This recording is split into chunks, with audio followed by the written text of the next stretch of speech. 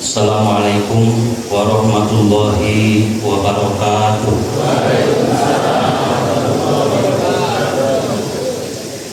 Alhamdulillahilladzi faddalana ala katsirin min ibadihil mu'minin. Allahumma sholli ala nabiyil hasyimiyyi Muhammad wa ala alihi wa sallim taslima. Al-Mukarram wal Muhtaram, Tuan saya Bangsa Abah yang sama-sama kita hormati, dan semoga kita senantiasa diberikan kemampuan untuk mengikuti keistiqomahannya. Amin. Al-Mukarramah Bangsa Umi berserta seluruh Nuriyah keluarga besar Pesantren Sinar Rasa yang sama-sama kita hormati dan Allah muliakan. Al-Mukarram wal Muhtaram, para staf khusus, pembantu khusus, pembantu umum, sampai pembantu dapur yang sama-sama kita hormati. Karena tanpa pembantu dapur, makan kita akan lapur. Alhamdulillah, atas izin pemirsa Abah, kedua kalinya saya bisa berdiri di panggung ini, panggung Akademi Kewalian. Semoga selamat dan kebahagiaan. Cuman pada saat ini saya diuon oleh Cilacap, jadi bukan kalian belajar. Sebelum melanjutkan ke hikmat ilmiah, untuk melenturkan ketakwaan, mencairkan kebakuan, membangunkan kekantukan, kita sama-sama baca sholawat dulu. Sholawatnya sholawat nada iwak peye. Bisi carangke, silahkan tangannya diangkat. Sholatullah, sholatullah, salamullah ala toha rasulillah.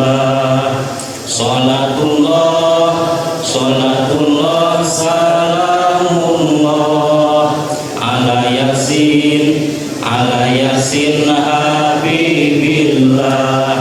Di sini kami berkumpul selalu memanjatkan sholawat kepadamu. Semoga akhirat nanti syafaatmu kan gapai ya Nabi. Di sini kami silaturahmi sekaligus sambil tolabul ilmi. Semoga dosa pun terampuni, dapat ilmu, dapat ridho ilahi. Sholatullah, sholatullah, salamullah ala toha rasulillah. Sholatullah, sholatullah, salamullah ala yasin habibillah. Di sini ibu-ibu berserah mendengarkan untayan tausiah. Semoga nanti pulang ke rumah sama suami ibu bertambah ramah. Amin gitu Pak. Di sini bapak-bapak bertakwa mendengarkan untayan kata fatwa. Semoga bapak bertambah mesra, tambah rizki, tambah uang belanja. Semoga bapak bertambah mesra, tambah istri, tambah menjadi dua. Sholatullah, sholatullah, salamullah ala toha rasulillah. Sholatullah, sholatullah,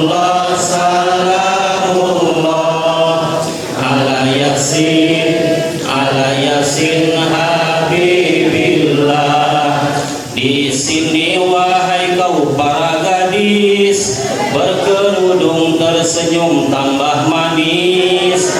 Semoga dapat suami romantis, kaya hati, kaya harta dinamis. Di sini wahai para pemuda, kau bertakwa bersikap bersahaja. Semoga dapat istri setia, mau gadis ataupun janda kaya.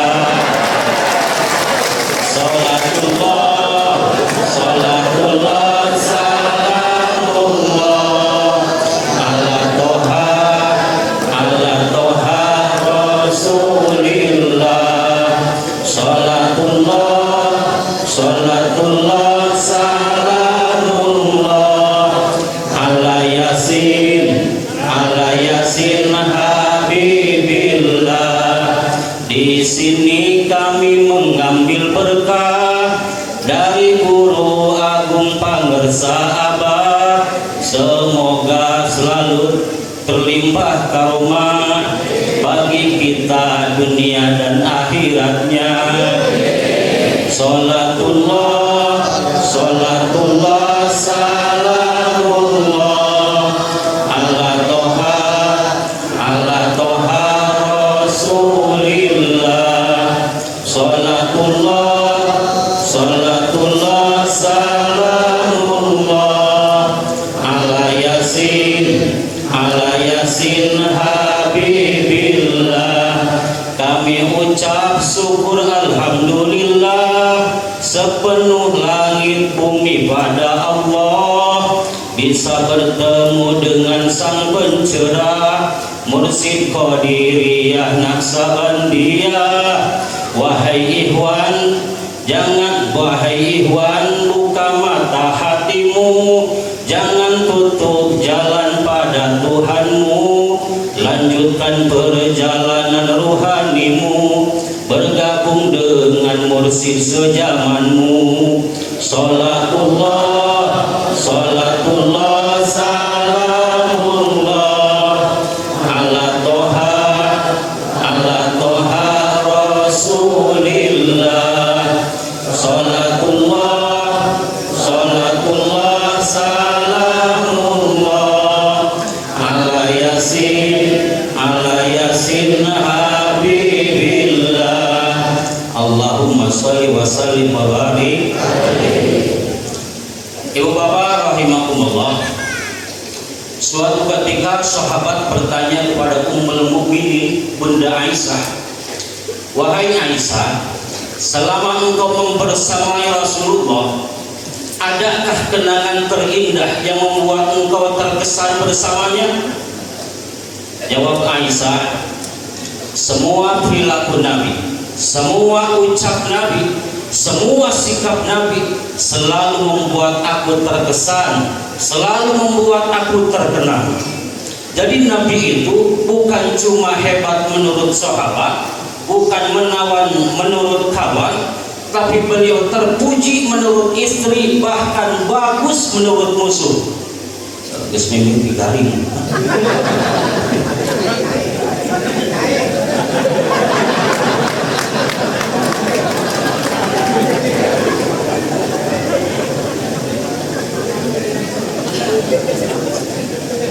Kalau kita mah kadang-kadang bagus di luar, waktu di mana kibiciu di tangan bu ikhwan, balik ke imam di maneh-maneh bu pamajikan.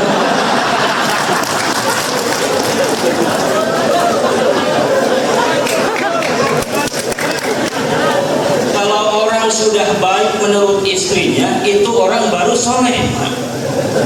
Tapi kalau menurut cerita istrinya, wah si Aama dahar awak purupuk mah hiber piringnya, can halus ya.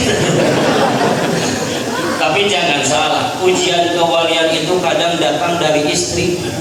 Seperti Syekh Abdurrahman Bajabalan, di rumah dimarahin terus sama istrinya, ternyata di tempat lain sering dipakai robi toher orang lain. Jadi visi bapak-bapak ayah pamajikan galak, buah-buah orang teh wali. Karena wali susis.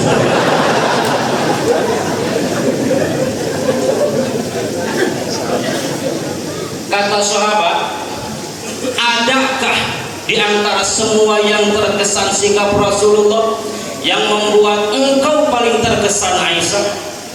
Jawab Aisyah, ada. Sebuah pengalaman kebersamaan dengan Nabi yang membuat aku terkesan, terkenang, bahkan terharu. Di mana pada satu malam Nabi tidur berdampingan dengan mulusnya kulit Nabi bersentuhan dengan lembutnya kulitku, kata Siti Aisyah. Saat itu Nabi berbicara, Aisyah, malam ini adalah malam giliranmu untuk tidur bersamaku. Tapi aku mau mohon izin kepadamu, bolehkah malam ini saya bangun untuk beribadah dan bermunajat kepada Allah? Ini Nabi mau tidur sama yang cantik, tidak terkalahkan. Mencekiai daging mah teu eleh ku pamajikan ge abah mah. Urang mah tos jengcret teh ngulahek langsung tidur.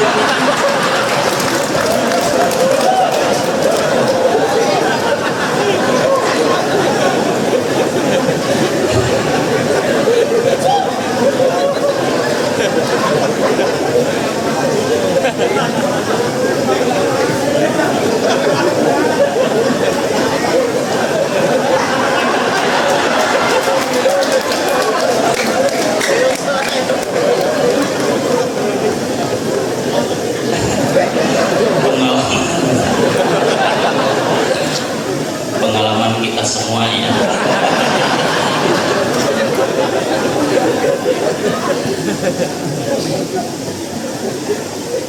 Saat itu Nabi meminta izin untuk beribadah.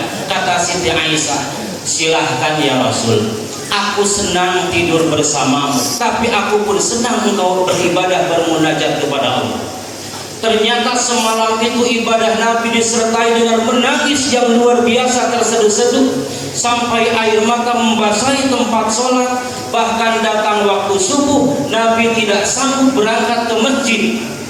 Akhirnya ketika Bilal memandangkan adzan subuh, lihat ke belakang Nabi tidak ada, dilirik ke pinggir Nabi tidak hadir.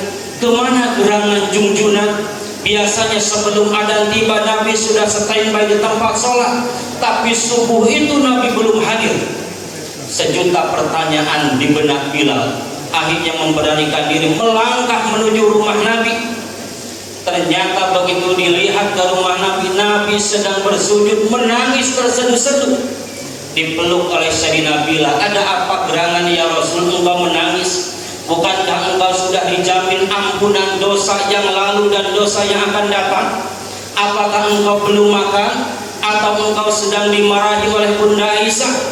Bagaimana jawab Nabi? Bukan Bilal, bukan urusan perut yang aku khawatirkan, bukan urusan perempuan yang aku takutkan, tapi tadi malam aku baru menerima wahyu dari Allah. Surah Al-Imran 190, 191 yang tadi dibacakan oleh Qur'an. Inna fi khalqis samawati wal ardh wa ikhtilafil laili wan nahar la ayatin liulil albab. Sesungguhnya dalam penciptaan langit dan bumi dan isinya, di situ ada tanda-tanda kekuasaan Allah. Pergantian malam dan siang, ketika malam datang siang entah kemana perginya, ketika siang datang malam entah kemana perginya. Di situ ada tanda-tanda kekuasaan Allah kalau diterimanya oleh orang-orang yang mampu menggapai titel ulul albab. Siapa ulul albab itu? 191-nya Allah menjelaskan, alladzina yadhkurunallaha qiyaman wa qu'udan wa 'ala junubihim. Mereka yang selalu berzikir, ternangtung emut, tercaling eling, tersare nyangker ke hatena teu pernah pereh terus konek dengan Allah. Ekonominya sedang berdiri, ekonominya sedang pertengahan, bahkan sedang bangkrut sekalipun, dirinya tetap konek berzikir kepada Allah Subhanahu wa taala. Dan wa yatafakkaruna fi khalqis samawati wal ardh. Mereka yang selalu berpikir, bertafakur, berpikir kritis, berpikir logis, bahkan berpikir makrifatis, sehingga segala yang dipandangnya, segala yang dilihatnya menghantarkan dirinya makrifat kepada Allah Subhanahu wa Ta'ala. Ini bila yang aku khawatirkan. Aku khawatir kalau umatku tidak bisa menggapai titel ulul albab. Ternyata prediksi kekhawatiran Nabi menjadi kenyataan.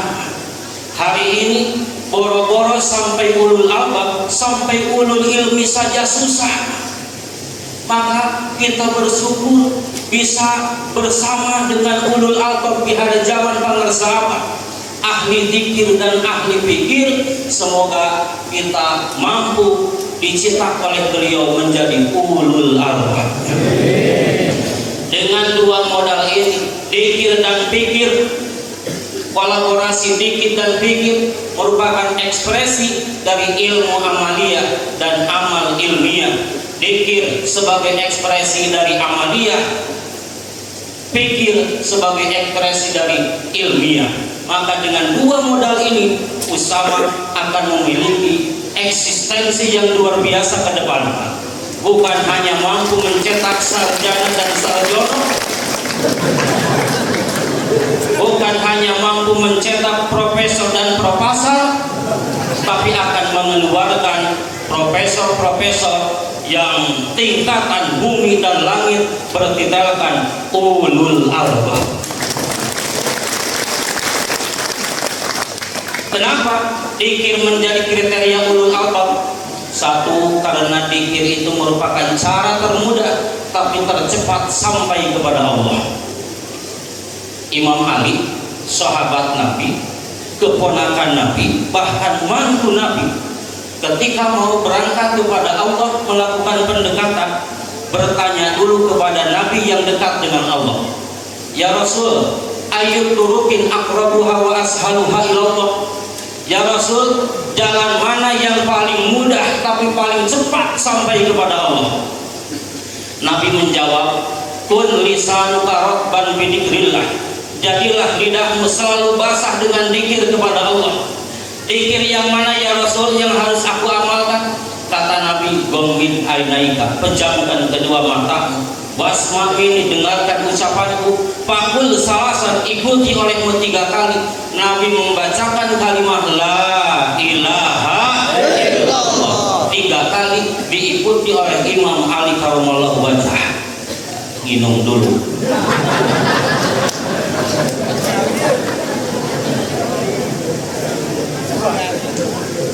Jadi Imam Ali saja mau pendekatan kepada Allah itu bertanya kepada orang yang dekat kepada Allah.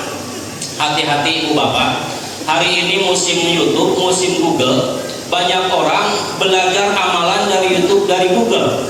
Akhirnya yang datang itu bukan berkah karomah tapi juri, jin. Ada orang dibawa ke rumah, itu Pak Kiai orangnya di mobil. Begitu saya lihat tangan diikat, kaki diikat, ditoong teh karena mobil cuah nyiruhan, mau ngajak ngadu ilmu lu sama saya. Cek abdi teh kunaon ieu teh Kang? Ieu teh ngulik ilmu tina buku teu make guru. Akhirna digulung ku jin akibat teu make guru. Maka pendekatan itu harus bertanya kepada orang yang dekat. Ilustrasinya, kalau ada satu cowok misalkan suka dengan satu cewek, ceweknya mahasiswi Usama tahosus murid Kiai Dati,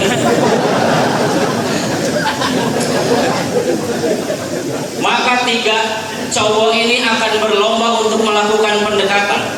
Datang laki-laki yang pertama bawa bakso, ternyata si cewek tidak suka bakso, malah muntah. Datang laki-laki yang kedua bawa bunga, si janda bolong. Ternyata perempuan tidak suka bunga dia. Yang ketiga pinter, dia nanya dulu sama orang yang dekat dengan perempuan tersebut, sama ibunya. Ibu, tuang putri teh karesepna naon? Cek indungna teh numawi pun anak teh nuju hoyongan HP Android.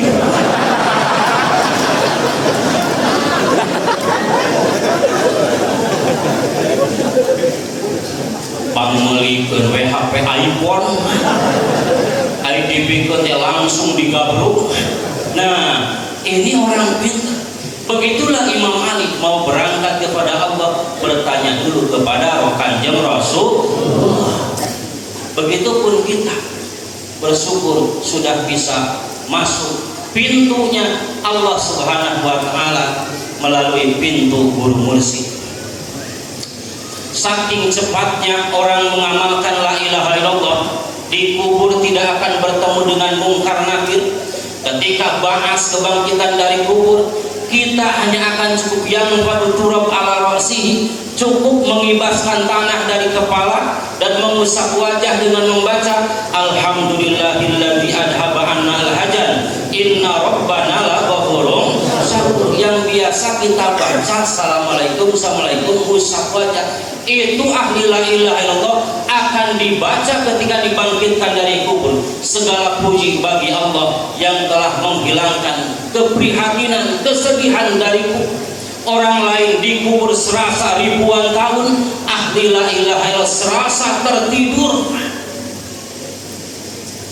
tidak terasa. Bahkan yauma la yanfa'u malun wala banun illa man atallaha biqalbin salim. Di hari kiamat tidak ada yang bermanfaat keberadaan harta yang terhambat, anak yang jaya, pangkat yang bertahta, kecuali orang yang datang menghadap Allah dengan membawa hati yang salam. Qalbun salim itu menurut ahli tafsir qalbul mukmin khalin anil ilah wa yashhadu alla ilaha. Qalbunya, hatinya orang mukmin yang bersih dari penyakit dan hatinya sudah bersaksi karena sudah diisi dengan kalimat la ilaha. Jangankan di akhirat ibu bapak, di dunia ada kalanya harta tidak bisa dipamerkan. Ada orang kaya mobil mewahnya saja 17 di buruan anak. Suatu ketika sakit keras dibawa ke rumah sakit besar ke Jakarta, hidung pakai selang, mulut pakai selang, perut rantang ku kabel, sekalian cai sakit celak hayang asup gewayana kudu lewat selang. Istrinya yang sehari-hari berhitung uang ratusan juta, bibir teh kuat geus jebleh ku, bapak maletakan curug hitungan duit.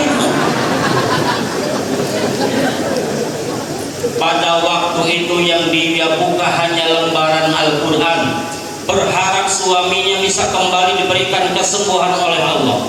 Obat harga jutaan bisa dia beli, dokter spesialis 10 jajarkeun kaduga dibayar, tapi kesehatan hanya milik Allah. Cek Allah tidak boleh sehat, wayana kesehatan tidak bisa dibeli dengan uang.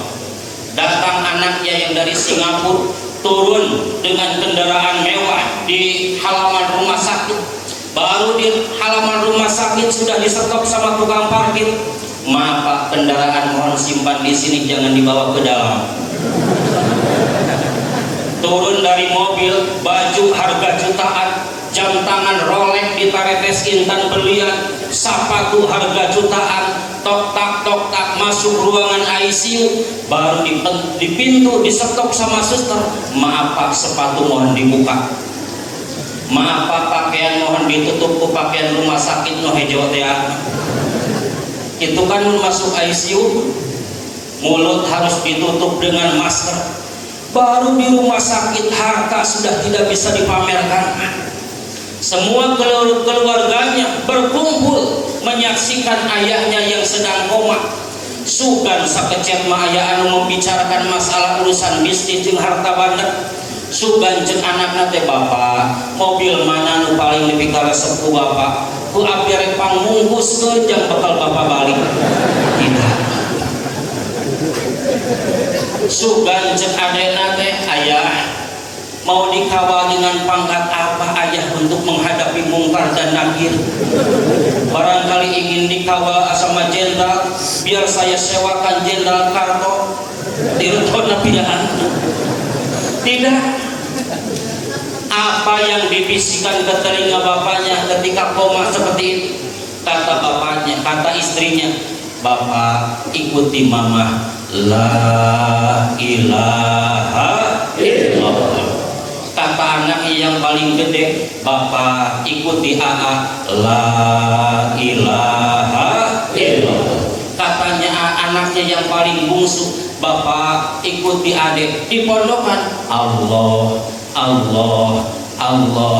Hanya kalimat yang memuat kekuatan akidah, kekuatan tauhid yang diharapkan bisa terbawa oleh ayahnya, keluarganya ketika maut menjemput aja datang menjegal. Tapi talkinlah tinggal talkin, ketika nyawa sudah di tenggorokan semuanya sudah terlambat. Maka jangan ditalkin menunggu sakaratul maut, jangan ditalkin menunggu sudah di dalam kuburan, tapi lakukan dari sekarang yang pasti-pasti saja. Mata masih jelas, pendengaran masih bengras, mulut masih kuat mengikuti, hati masih mampu berbisik. Kalau sudah ditalkin sekarang ada yang nalkin nuhun, sudah dikubur ada yang nalkin mangga, tidak pun tidak masalah, karena kita sudah disatukan ketika jak-jak belejak sekarang. Alhamdulillah.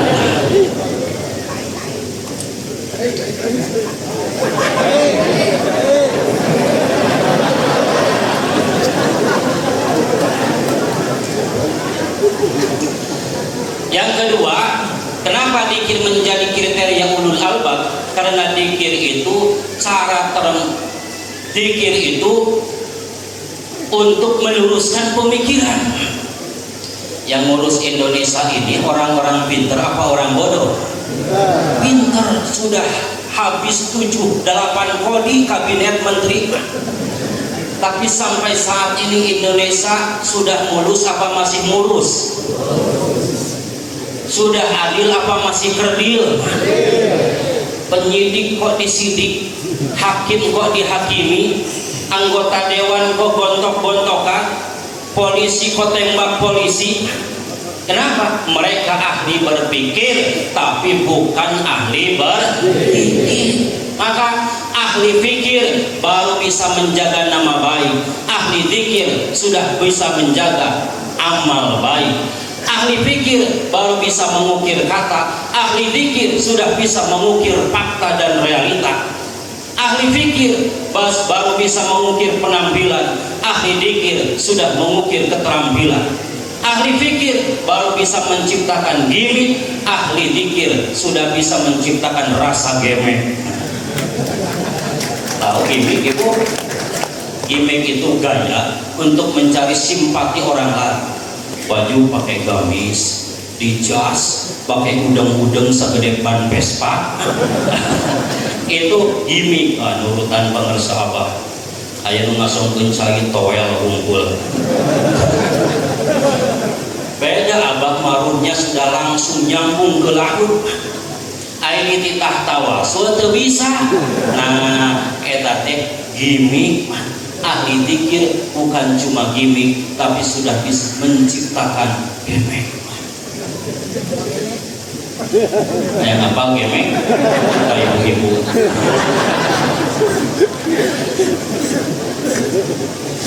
Yang ketiga, dzikir menjadi kriteria ulul albab karena orang yang berzikir adalah orang yang menyandarkan jembatan ketawakalan kepada Allah. Kenapa banyak orang bingung? Karena terlalu banyak mikir, kurang zikir.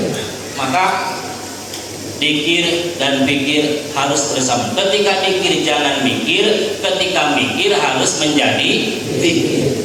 Dan yang kedua, kriteria ulul albab itu adalah tafakur. Kenapa tafakur bisa menghantarkan seseorang menjadi ulul albab? Karena tafakur yusilu ila haqiqatil amri. Tafakur akan menyampaikan kepada hakikat sesuatu. Maka supaya tidak melebar di penghujung tahun ini, mari kita sama-sama bertafakur fi taksiri nafsi, tafakur dina lalawora diri urang ka Allah. Salami janten jalmi salila jantuan manusia minimal setahun kalangkung.